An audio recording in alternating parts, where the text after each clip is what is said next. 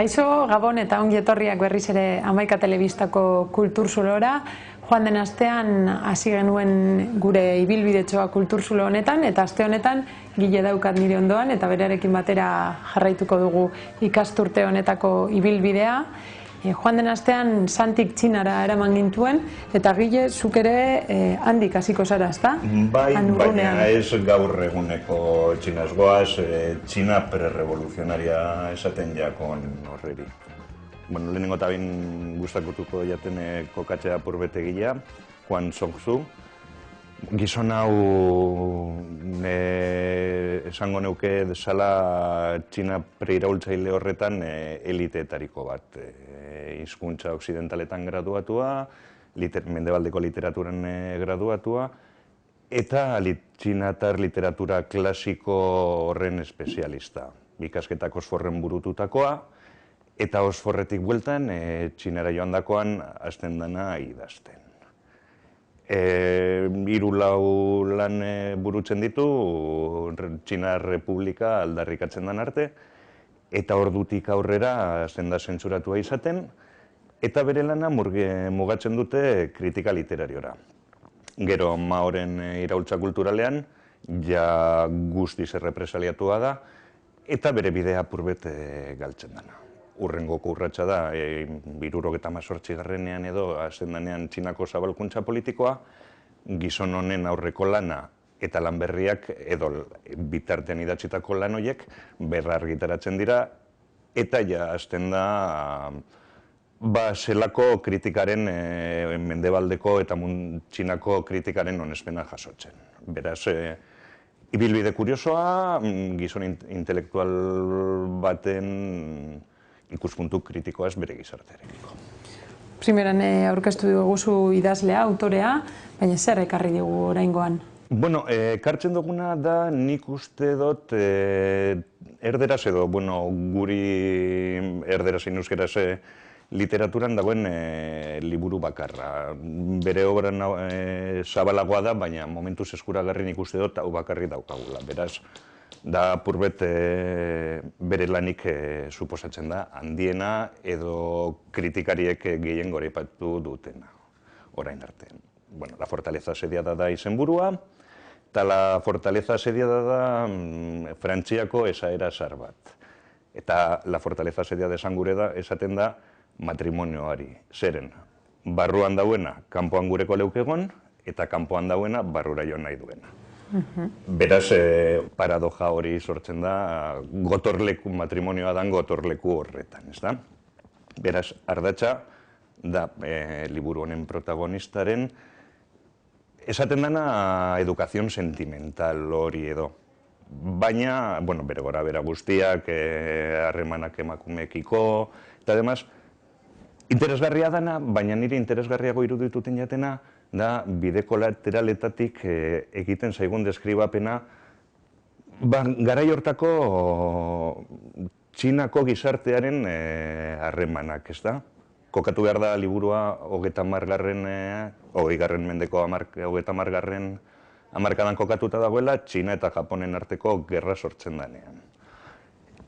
Eta gure protagonista da dinastia bateko funtzionario baten semea, kanpora atzerrira ikasten doana, eta alperkerietan ibili ostean titulo barik bueltatu behar denean, erosten dau titulo bat, faltsoa, evidentemente. Hori egin erraza izango balitz. Bueno, interneten bidez egiten dena gaur baren postaz, ez da? Eta doktoretza hori ikur duelarik doa Txinara, Eta, klaro, lana bilatu beharrean dago, bera suposatzen da, atzerriko doktoretza bat eukin da, elite intelektualietako hoietako bat dela. Beraz, horrazten dira bere gora berak. Lortuko du unibertsitate pribatu batean lana, baina unibertsitate pribatu hori dago Txinako barnekalde urrin horretan. Orduen bidea, Shanghaitik Txinako barnekalde horretara asaltzen duen bidea, da izugarri polita. Bai asaltzen dituen garraio bidetatik, bai... Paisaiak, suposatzen dut ere derrak Ez da paisaietan badauz bere ipamenak eta bar, baina ez da paisaietan, paisai fisikoetan kokatzen. Kokatzen dugu gehu, pertsonen arteko harremanetan. Klaro, kontutan hartu behar da, hauek doazenak suposatzen dela direla aberatsak. Edo eliteak eta daudela ohituta bizimodu batera. Baina, klaro, Txina oso handia da, Txina barnera goaz, Txina barne hori, azpigaratua dagoela, orain esaten badute azpigaratua dagoela, oin ia egun urte, pentsatu daigun. Bizi baldintzei dagokion Claro, eta zelan aldatzen diran, herritarren arteko harremanak holango pertsona bat agertzen denean. Adibidez, porteadoren arteko harremanak, euren artekoak, eta irakasle hauekiko.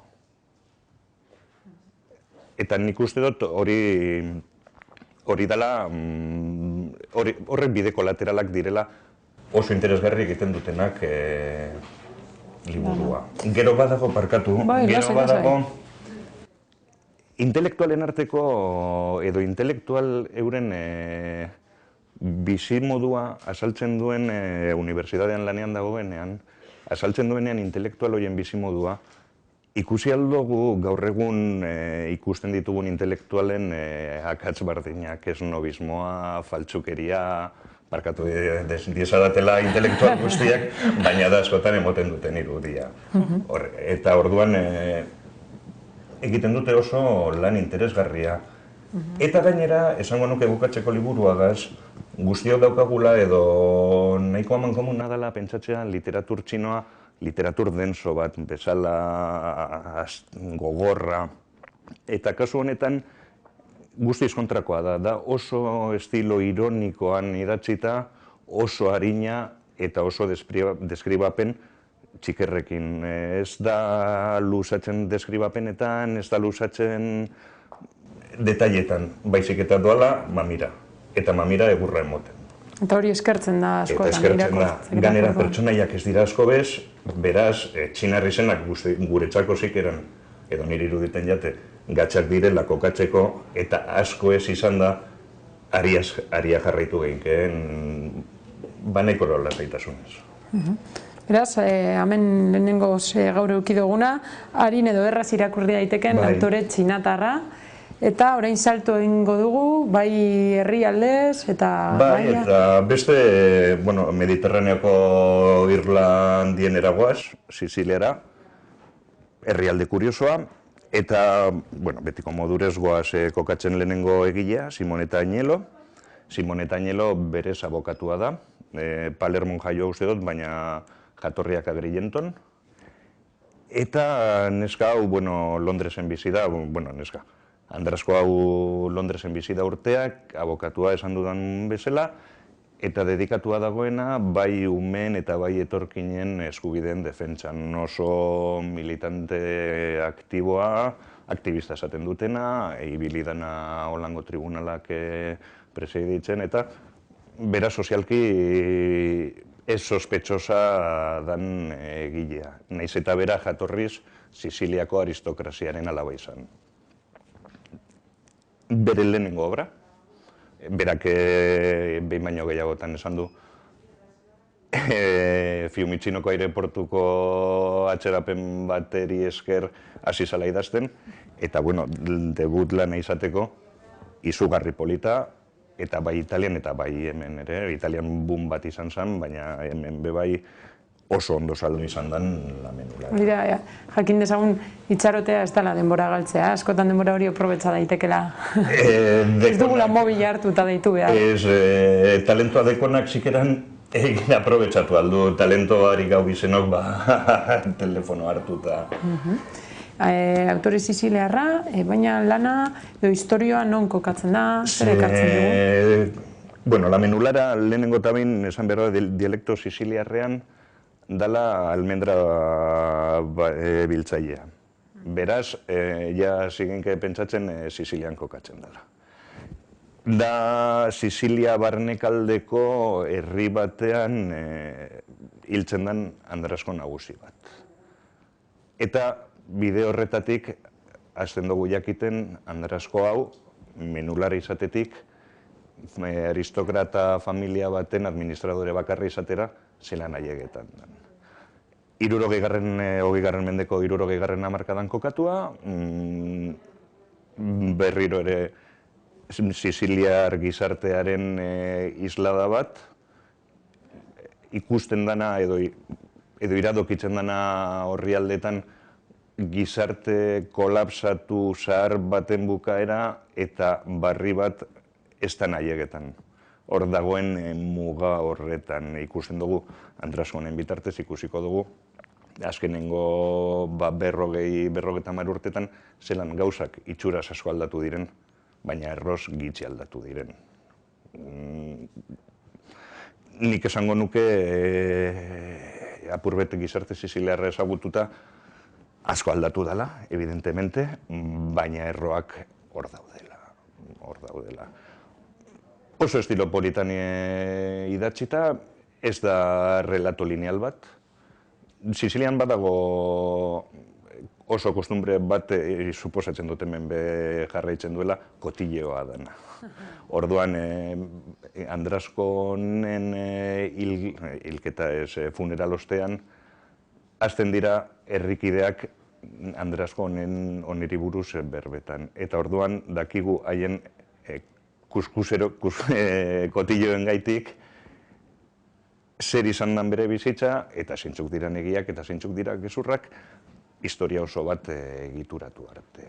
Oso egitura politean, oso inteligenteki idatzita. Hizkuntza xume eta zehatzagaz, eta, bueno, ez dugu destripatuko liburua, baina bere lehen lana izateko oso interesgarria. Joan den astean Santiri galdetu nion, eta saiatuko naiz ikasturte honetan gehienetan galdetzen, nori gomendatuko zenioke lana? Guztiei, Jonas esaten beste gizarte batzuk ezagutu nahi duenarentzako oso interesgarria dela. Kontutan hartu behar da, noiz kokatzen dan. Baina edon hori eta Sicilian interesatuta dauden guztiei, dudabarik. Gainera, esan behar da, neska honek 4 liburu bakarrik idatzi dituela, bakarrik komila tartean. Eta hau Siciliari buruzko trilogia baten lehenengo liburua dela.